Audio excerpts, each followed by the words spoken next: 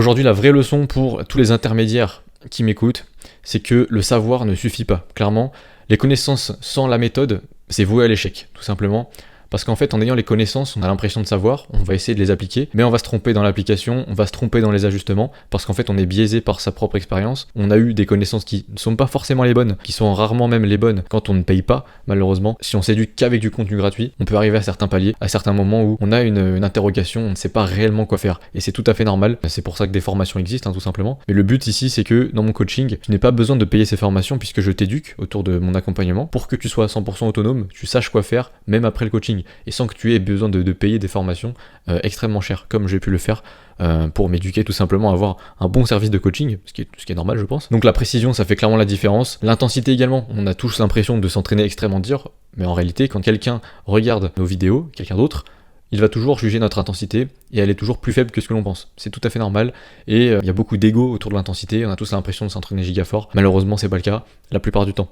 Je vois très peu de gens s'entraîner vraiment dur en salle malgré les soi-disant intensités extrêmement élevées. La flexibilité, ça devient quelque chose d'obligatoire. Si tu n'as pas de but compétitif, pourquoi est-ce que tu t'obstines à être ultra rigide dans ta pratique de musculation et d'alimentation?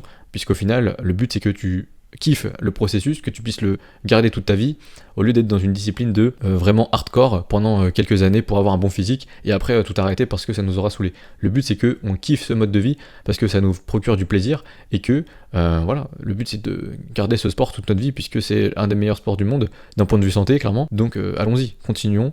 Donc sois flexible dans ce que tu fais parce que la rigidité c'est un échec garanti. Et donc ce coaching, clairement il est là pour ces débutants, ces intermédiaires qui ont besoin d'un regard extérieur, qui sont biaisés par ce qu'ils font et qui pensent vraiment savoir bien faire. Brice était parmi ces personnes-là. Il avait les connaissances, il savait faire un déficit calorique, mais ce qui lui manquait c'était vraiment cette approche de flexibilité, ce cadre, cette canalisation autour des choix qu'il aurait pu faire. La correction des techniques, ultra importante et trop sous-cotée malheureusement en salle de sport. On voit beaucoup de personnes s'entraîner assez dur, mais qui ont des exécutions vraiment pas top, forcément parce que ça fait cliquer sur les réseaux, donc on s'entraîne comme ces personnes qui font beaucoup de vues, et malheureusement, c'est pas forcément la meilleure des méthodes pour s'entraîner.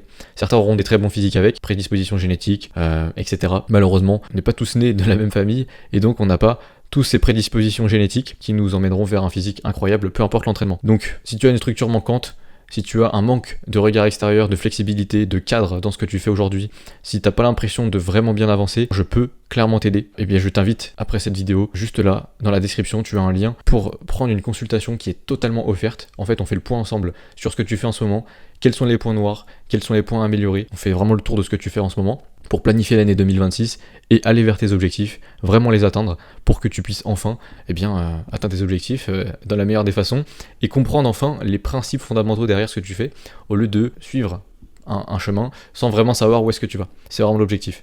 Donc je t'invite à prendre cette consultation qui est totalement offerte, tu as juste à cliquer sur le lien, tu choisis la date que tu veux et moi je recevrai directement sur mon agenda l'événement et puis écoute, on se dit à très vite. Allez, ciao ciao.